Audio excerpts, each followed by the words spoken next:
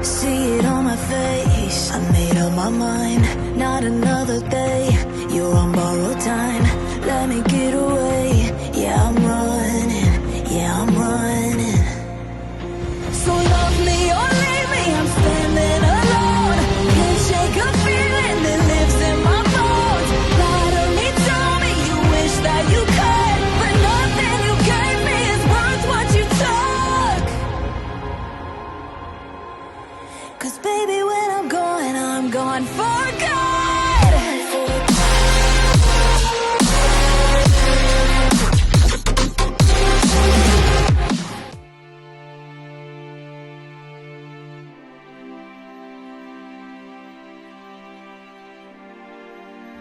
Melanjutkan dari kisah sebelumnya. Sebelumnya Xiaoyan meminta He Xianren untuk membantu memulihkan tahanan roh. Awalnya He Xianren sedikit terkejut melihat luka tahanan roh. Namun dia teringat akan satu hal, sehingga dia mengajak Xiaoyan pergi ke dunia misterius surga barat, tempat laut pemecah roh 7 warna berada. Sebelum menutup matanya, tahanan roh memberikan sebuah benda yang dicari Raja Tianzang. Saudara Xuan, tidak perlu sungkan. Perjalananku kali ini juga punya tujuan sendiri.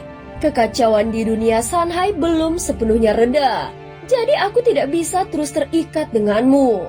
Suara Xiaoyan terdengar tenang terhadap ketulusan dan kepemimpinan Xuan Huang. Dia tahu betul bahwa semua itu bukan sekedar basa-basi. Xuan Huang benar-benar ingin mengikutinya dan memberikan dukungan penuh. Xiaoyan kemudian menjelaskan alasan sebenarnya.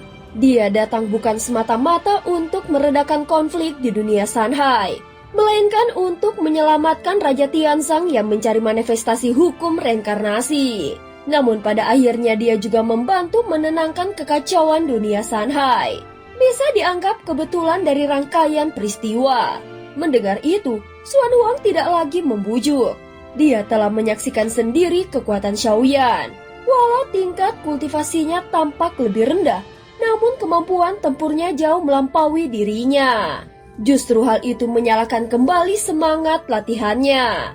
Perjalanan di dunia Sanhai yang penuh liku ini bahkan memberinya keberuntungan yang tidak terduga. Kini di hadapan Xiaoyan terbentang 2 persoalan besar. Yang pertama adalah Longyan. Sang penguasa ilusi mimpi telah melarikan diri, sehingga ancaman masih tersembunyi di balik bayang-bayang. Dan dunia Sanhai masih berada dalam kondisi yang rapuh. Jadi Xiaoyan tidak tega meninggalkan Longyan sendirian di dunia yang penuh bahaya ini. Yang kedua adalah amanat dari pertemuan alam dewa kekacauan, mencari gunung dewa Hunyuan. Namun sejak menjejakkan kaki di dunia Sanhai, dia terus diterpa badai peristiwa dan tidak menemukan petunjuk apapun tentang gunung itu. Saudara Xiaoyan, dimanapun Longyan berada, biarkan dia tetap tinggal di dunia Sanhai. Ucap Xuan Huang dengan sungguh-sungguh. Aku Xuan Huang bersumpah dengan nyawaku sendiri akan melindunginya. Aku juga akan membantunya mendekati kekuatan darah naga dan membimbingnya melangkah menuju puncak dunia Sanhai. Melihat Xiaoyan hendak pergi, Xuan Huang segera melangkah maju dan memohon dengan sepenuh hati agar Longyan ditinggalkan di sini. Tatapan Xiaoyan sedikit berkilat.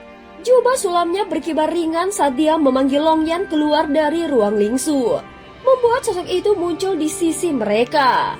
Apa niatmu yang sebenarnya? Tanya Xiaoyan dengan pandangan setajam pedang. Saudara Xuan Huang, aku butuh kejujuran. Kau begitu bersikeras agar Longyan menjadi raja. Itu jelas bukan tanpa alasan. Mengangkat seseorang menjadi raja membutuhkan harga besar.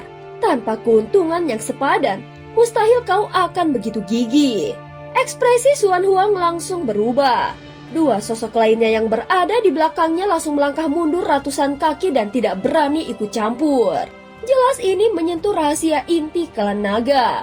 Kekuatan jiwa Xiaoyan menyebar luas, memastikan tidak ada informasi yang bocor keluar.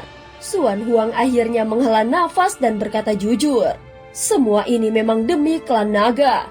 Jika saudara Longyan bisa menjadi penguasa dunia Sanhai, maka seluruh klan naga akan memperoleh keberuntungan besar dari dunia ini. Kami akan bangkit kembali, bahkan melampaui kejayaan masa lalu. Hanya itu tujuanku, Tidak ada niat yang tersembunyi. Saudara Xiaoyan tidak perlu khawatir. Sejak bangkit kembali hingga hari ini, aku selalu menjunjung kasih kebenaran dan keselamatan semua makhluk. Yang kau waspadai seharusnya bukan aku, melainkan berbagai bahaya yang tersembunyi di dunia Sanhai. Xuan Huang segera melanjutkan dengan nada meyakinkan. Longyan memiliki garis darah naga yang luar biasa dan telah mencapai tingkat keabadian para dewa. Dia bukanlah seseorang yang bisa selamanya berada di bawah perlindunganmu seperti naga yang terkurung di dalam kolam. Suatu hari dia pasti harus menembus awan dan menari bersama badai. Setelah bujukan berulang kali itu, Xiaoyan akhirnya menoleh pada Longyan.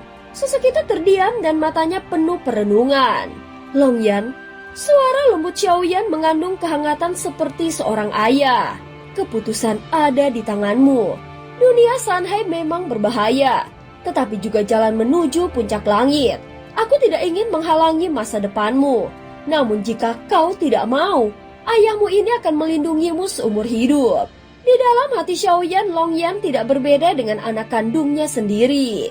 Dia tidak pernah menuntut Longyan menjadi sosok perkasa demi membantunya atau demi sensi. Dia hanya berharap Longyan bisa hidup bebas dan menemukan arti sejati dari kehidupannya. Namun Xiaoyan juga mengerti di dalam hati Longyan dirinya selalu menempati posisi terpenting. Dari dulu hingga sekarang, perasaan itu tidak pernah berubah. Ayah, Longyan tampak ragu sejenak. Meski wajahnya masih menyimpan kepolosan masa lalu, kini di matanya telah muncul cahaya tekad dan kemandirian. Aku ingin tinggal. Jika aku bisa menjadi lebih kuat lagi, aku bisa membantu ayah, membantu Sensi dan juga membantu Kiyu-Kiyu. Saat menyebut nama Kiyu-Kiyu, seberkas cahaya lembut melintas di matanya. Di sanalah tersimpan keinginan dan tujuan hidupnya. Sebenarnya Longyan sudah memiliki jawabannya sendiri. Mendengar ini Xiaoyan terdiam sejenak. Ayah, jangan khawatir. Meski jalan ini berbahaya dan penuh penderitaan, aku tidak akan takut. Aku pasti akan berhasil. Longyan memahami kegelisahan di hati Xiaoyan, dan karena itu dia mengucapkan tekadnya dengan tegas. Baik, ayah menghormati pilihanmu. Setiap orang punya jalan hidupnya sendiri, dan aku akan selalu mendukungmu. Dia menepuk bahu Longyan dengan kuat. Tatapannya juga penuh keyakinan. Kini sudah waktunya melepaskan Longyan untuk menapaki masa depan miliknya sendiri. Jika Longyan benar-benar dapat menjadi raja baru dunia Sanhai, itu akan menjadi pencapaian tertinggi baginya. Kekuatan dan wilayah kekuasaannya akan melonjak ke tingkat yang lebih tinggi. Dan hanya dengan keberuntungan dunia Sanhai itulah, garis darah naga Zujiujin di tubuhnya bisa berkembang hingga ke puncak. Adapun soal gunung Dewa Hunyuan, karena belum ada satupun petunjuk Xiaoyan tidak berniat tinggal lebih lama di dunia Sanhai. Xuan Huang tiba-tiba mengeluarkan setetes darah jiwanya dan menyerahkannya kepada Xiaoyan. Jika saudara Xiaoyan masih khawatir, simpan darah jiwaku ini. Bila saudara Longyan mengalami bahaya, kau bisa menghancurkannya dan merenggut nyawaku. Ketulusan Xuan Huang sedikit mengejutkan Xiaoyan. Dia segera melambaikan tangan dan mengembalikan darah jiwa itu. Meski kita tidak lama bersama, aku percaya padamu. Longyan kuserahkan padamu. Xiaoyan menangkupkan tangannya dan membungkuk dalam-dalam. Mata Xuan Huang berkilat diliputi semangat yang menggelora oleh kepercayaan itu. Dengan kepercayaanmu, aku rela mati demi menepatinya, ucap Xuan Huang dengan lantang. Aku akan mendukung Longyan hingga menjadi raja baru dunia Sanhai, ucap Xuan Huang. Kalau begitu Longyan, hormatilah dia sebagai gurumu mulai sekarang, ucap Xiaoyan. Longyan segera berlutut dan bersujud setelah mendengar kata-kata Xiaoyan. Longyan memberi hormat kepada guru Xuan Huang, ucap Longyan sambil menangkupkan tangannya. Melihat ini, Xuan Huang tertawa lebar dan segera mengangkatnya. Tentu saja mendapatkan murid dengan potensi sebesar ini adalah kebahagiaan terbesar di dalam hidupnya. Xiaoyan tahu di balik semua itu, Xuan Huang juga punya kepentingannya sendiri.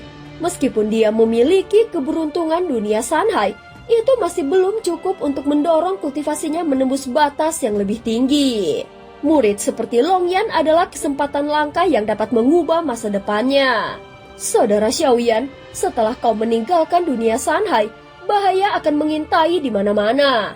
Ambillah benda ini sebagai hadiahnya.